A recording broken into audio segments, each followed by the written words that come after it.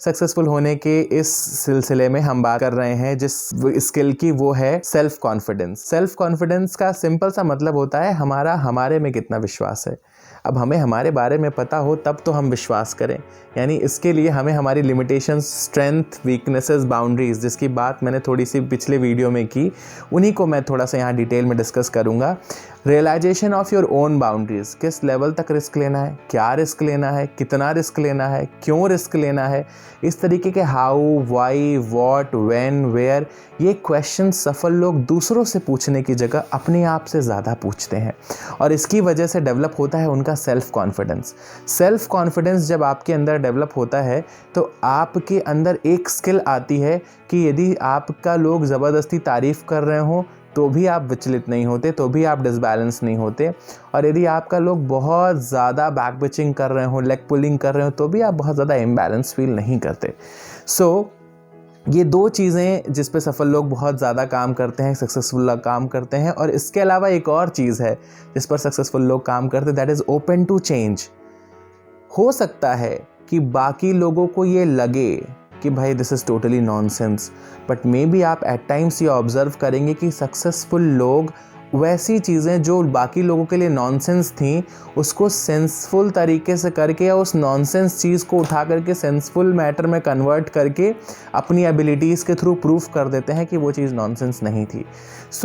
ये सारी क्वालिटीज़ जो सक्सेसफुल लोग फॉलो करते हैं, जो जिसमें हम लोगों ने क्या क्या डिस्कस किया, ट्रस्टवर्दी होना, ओपन टू चेंज होना, क्यूरियस टू लर्न होना, लिसनिंग स्किल्स का अच्छा होना, डिसिप्लिन रहना, सेल्फ कॉन्फिडेंट रहना, इन स्किल्स के चलते आप भी अपनी क्वालिटीज़ को डेवलप कर सकते हैं। और छोटा छोटा, बड़े बड़े संकल्प नहीं, छोटे छोटे संकल्प करिए, वो बड़े संकल्प में कब बदल जाएंगे आपको पता ही नहीं चलेगा।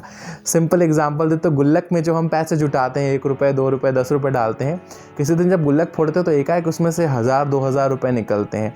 ये सालों की प्रैक्टिस आपको जब इकट्ठा दिखती है, ईयर्स एंड ईयर्स की सेविंग जब आपको इकट्ठा दिखती है, तो आपको जो खुशी मिलती है वही खुशी एक सक्सेसफुल व्यक्ति को अपने इंटरनल लेवल पे काम करने के बाद जो सक्सेस उसको सामने दिखती है उस पे मिलती है। कठिन समय में अपना उत्साह मेंटेन करने के लिए अपनी छोटी छोटी स्किल्स पे काम करें और अपने आप को वो चीज़ें जो लगातार मोटिवेट करती रहती हैं, वो ट्रिगर पॉइंट जो आपको हमेशा एक्टिव, सपोर्टिव और खुद को कॉन्फिडेंट रखने में हेल्प करते हैं, उस पर काम करें। एक छोटी सी स्टोरी सुनाता हूँ आपको। एक बार क्या हुआ, एक राजा का बड़ा फेवरेट एक एलिफेंट था, हाथी था। राजा को हाथी इतना पसंद था कि चाहे कोई भी युद्ध हो, कोई भी चीज़ हो, राजा हमेशा उस हाथी को भेजते थे। तो हाथी की एक क्वालिटी थी, हाथी हमेशा युद्ध जीत के आता था। और राजा को धीरे धीरे समय बीतता गया, युद्ध जीतते गए और धीरे धीरे हाथी बूढ़ा होने लगा। हाथी बूढ़ा होने लगा तो लोगों को ये लगा कि भाई अब हाथी बहुत युद्ध नहीं लड़ पाएगा, वीक होता जा रहा है। तो राजा ने कहा चलो ठीक है, लेट हिम रिलैक्स, आराम करने दो उसको। हाथी धीरे धीरे रिलैक्स करता था, आराम करता था, घूमता फिरता था। एक दिन हाथी एक तालाब के पास पानी पीने गया। पौंड में पानी पीते पीते उसका पैर धंसने लगा और हाथी का जब पैर अच्छे से धंस गया तो हाथी ने चिंगाड़ मारना शुरू की। आसपास के लोगों ने आवाज़ सुनी तो उनको लगा कि ये आवाज़ तो उसी हाथी की है जो राजा का सबसे फेवरेट वाला है, बिकॉज़ भाई जो हमारा फेवरेट होता है उसको हम हर जगह प्रोजेक्ट करते हैं।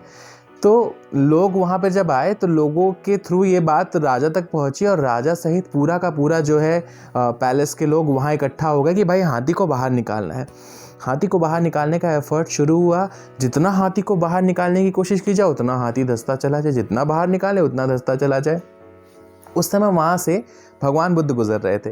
भगवान बुद्ध से जा कर के कुछ सैनिकों ने रिक्वेस्ट किया कि आपसे एक रिक्वेस्ट है, प्लीज़ चल करके ज़रा देखिए, थोड़ा सा हेल्प करिए सिचुएशन से बाहर निकलने में। भगवान बुद्ध वहाँ पहुँचे, उन्होंने सिचुएशंस को देखा और देखने के बाद उन्होंने कहा कि ढोल नगाड़े बुलाओ और बजवाओ। अब वो नगाड़े और जो युद्ध के बाजे होते हैं, जो युद्ध में इंस्ट्रूमेंट्स यूज़ किए जाते हैं, ढोल ये वगैरह बुला करके बजवाना शुरू किया गया। जैसे ही ये बजना शुरू हुआ, धीरे धीरे हाथी एक्टिव होना शुरू हो गया और हाथी में जो बिल्कुल एकदम मरा पड़ा था वो अपने से एक्टिव हुआ और उसने उस दलदल से खुद को बाहर निकाला और सब देख करके अवाक रह गए। बुद्ध ने जो बात बोली वो बड़ी इंपॉर्टेंट है फ्रेंड्स, जो हमें अपने लाइफ में ध्यान रखने की ज़रूरत है। उन्होंने बोला कि टाइम कितना भी टफ हो, अपने छोटे छोटे ट्रिगर्स पे काम करते रहने की ज़रूरत है। वो चीज़ें जो हमेशा आपको मोटिवेट करती हैं, आपको सक्सेसफुल बनाने के लिए, हेल्पफुल बनाने, आपके लिए बहुत बड़ा हेल्पिंग एलिमेंट हो सकते हैं। तो कॉन्शियस एफर्ट करिए। यदि आप लो फील कर रहे हैं, यदि आप ख़राब फील कर रहे हैं, यदि आप अच्छा नहीं फील कर रहे हैं, तो कुछ ऐसे मेथड्स ट्राई करिए। अपनी डायरी ऑफ हैप्पीनेस बनाइए, एक ऐसी डायरी बनाइए जिसमें आप अपनी अच्छी अच्छी चीज़ें लिखते हो, ताकि आप जब अच्छा ना फील कर पा रहे हो तो आप उसको पढ़ें। कुछ ऐसे लोगों का साथ हमेशा बरकरार रखिए जिनसे बात करके आपको एनर्जेटिक फील होता हो, और हमेशा अपने से एक स्टेप ऊपर वाले व्यक्ति से दोस्ती रखिए जो आपके लिए, भले ही उसने रक्षा बांध करके आपको गुरु दक्षिणा गुरु दीक्षा वाला काम नहीं किया, बट वो आपके वैल्यू सिस्टम में कहीं ना कहीं गुरु का रोल प्ले करता हो। तो टफ टाइम पे ऐसे लोगों से कांटेक्ट में जाना, वो चीज़ें करना जिससे आपके अंदर के एनर्जी का लेवल मेंटेन रखता है। यदि आप इस तरीके से काम करेंगे तो ये जिन क्वालिटीज़ की बात हमने पिछले वीडियोस में की हैं, वो धीरे धीरे आपकी लाइफ में कब इनकलकेट होना शुरू हो जाएंगी आपको पता भी नहीं चलेगा, और सक्सेसफुल लोग की कैटेगरी में आप भी एक दिन आकर के खड़े हो जाएंगे। और फिर जो आपको प्रसन्नता होगी वो उसी हाथी के जैसी होगी जिसको यह रियलाइज़ करा दिया गया था कि वो किसी लायक नहीं है, वो बूढ़ा हो गया है और उसको युद्ध में भेजना बंद कर दिया गया। और जब वापस से उसको युद्ध वाले सारे इंस्ट्रूमेंट्स दिए गए उसकी वजह से, जिसकी वजह से उसके अंदर का उत्साह मेंटेन हो जाता था, तो वो वापस से जग गया। आई होप इस वीडियो ने आपको हेल्प की होगी ये समझने में, ये अंडरस्टैंड करने में कि ऐसी कौन कौन सी क्वालिटीज़ हैं जिस पे काम करके आप सक्सेसफुल हो सकते हैं।